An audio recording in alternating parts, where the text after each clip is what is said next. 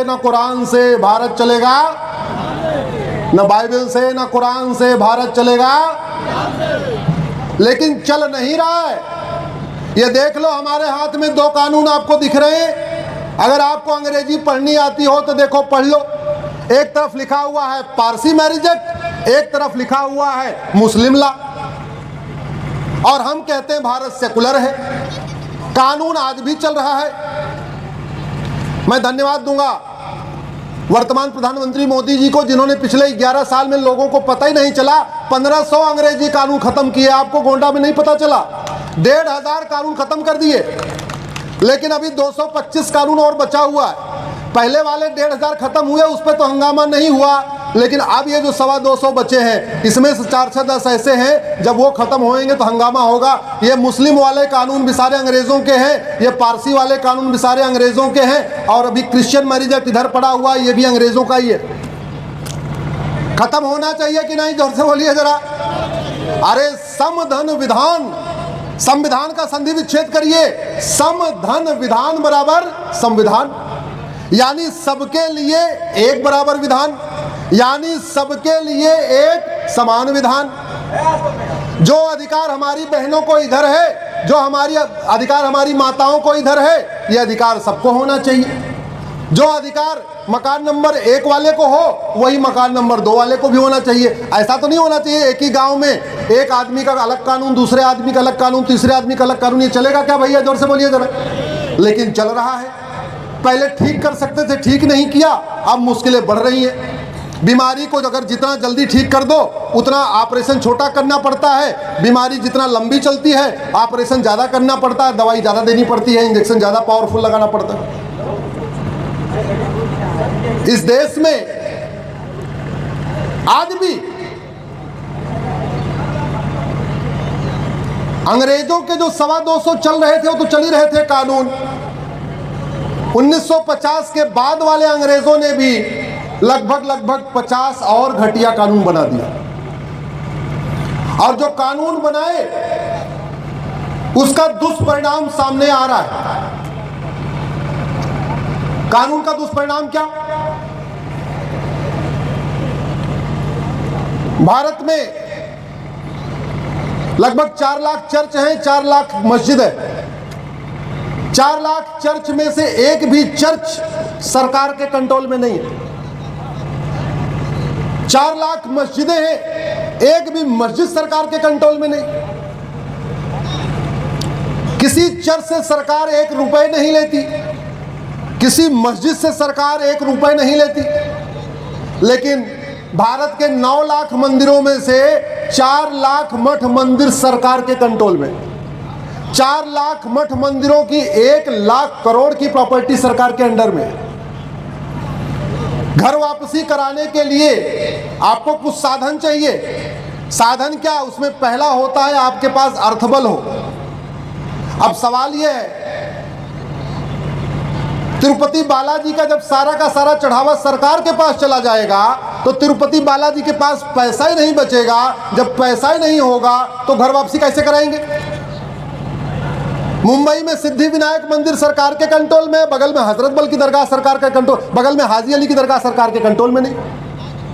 वैष्णो देवी का मंदिर सरकार के कंट्रोल में है, बगल में हजरत बल की दरगाह सरकार के कंट्रोल। चढ़ावा दोनों जगह आता है।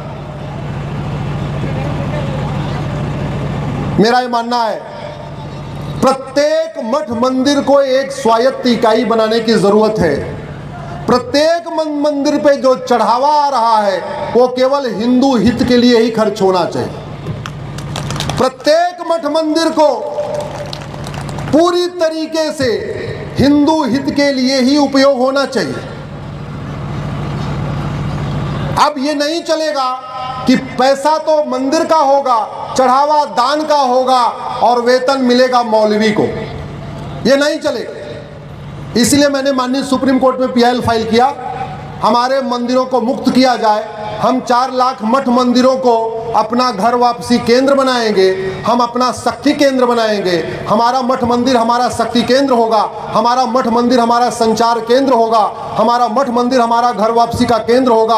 आप कल्पना करिए, ये 4 लाख मठ मंदिर की 1 लाख करोड़ की प्रॉपर्टी पे जो सरकार ने कब्जा कर रखा है, अगर ये मुक्त हो जाए माननीय विधायक जी, एक मंदिर में अगर एक गुरुकुल बने तो कितने गुरुकुल बन जाएंगे? जोर से बोलिए जरा। 4 लाख। ये 4 लाख मठ मंदिर मुक्त हो जाए, हमारे 4 लाख गुरुकुल बन जाएंगे। 4 लाख मठ मंदिर हमारे मुक्त हो जाए, 4 लाख नई गौशाला बन जाएगी। 4 लाख मठ मंदिर मुक्त हो जाए, हमारे 4 लाख नई व्यायामशाला बन जाएगी। 4 लाख मठ मंदिर मुक्त हो जाए, 4 लाख नए हमारे बारात घर बन जाएंगे, जहां गरीब हिंदुओं की बहन बेटियों का मुफ्त में विवाह होगा। 4 लाख मठ मंदिर मुक्त हो जाए, हम 4 लाख नई आयुर्वेदशाला बना देंगे, जहां हमारे गरीब हिंदुओं का मुफ्त में इलाज भी होगा। हमारे गरीब वहां 4 लाख नए स्कूल बन जाएंगे, विंध्या मंदिर बन जाएंगे, हर मंदिर के पास गरीब हिंदुओं को मुफ्त में शिक्षा मिलेगी। आज की डेट में धर्मांतर कैसे किया जा रहा है? मुफ्त में शिक्षा देके। अगर हमारे ही मठ मंदिर में एक एक स्कूल हो जहां मुफ्त में शिक्षा मिले, क्यों कोई जाएगा? आज कन्वर्जन कैसे हो रहा है? मुफ्त में इलाज करके। अगर हमारे प्रत्येक उन 4 लाख मठ मंदिरों में एक छोटा सा हॉस्पिटल हो, वहां मुफ्त में इलाज भी होता रहेगा, क्यों आदमी कन्वर्ट होगा? अगर वहां पे प्रतिदिन लंगर चलता रहे, वहां भोजनालय भी हो, वहाँ अन्नशाला भी हो, वहाँ वेदशाला भी हो, वहाँ गौशाला भी हो, वहाँ धर्मशाला भी हो, वहाँ पे सार्वजनिक कार्यक्रम भी होते रहे, तो हमारा हिंदू संगठित होगा कि नहीं होगा? जोर से बोलिए जरा।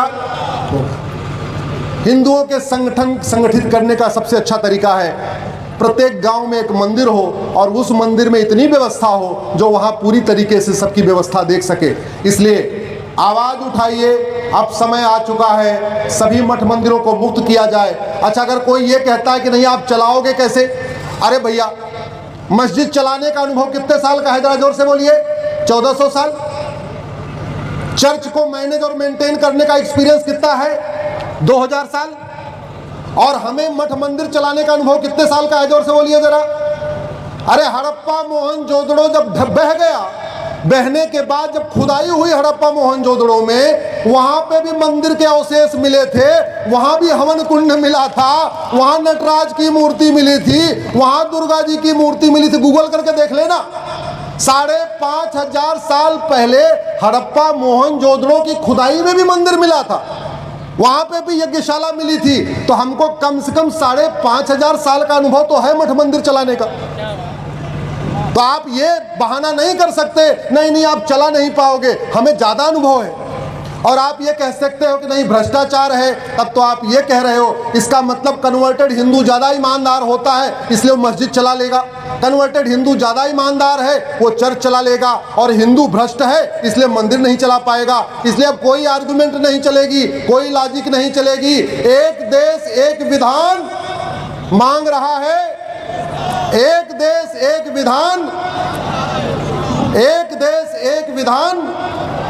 बोले भारत माता की, भारत माता की। कहना तो बहुत कुछ था, लेकिन मैं देख रहा हूं इधर माताएं बहुत देर से आके बैठी हैं, इनको भी घर जाना होगा। इधर भी बहुत सारे लोग बैठे हुए हैं बहुत देर से। सब मैं देख रहा था 11 बजे लोग आना शुरू हो चुके थे, 2 बज चुका है।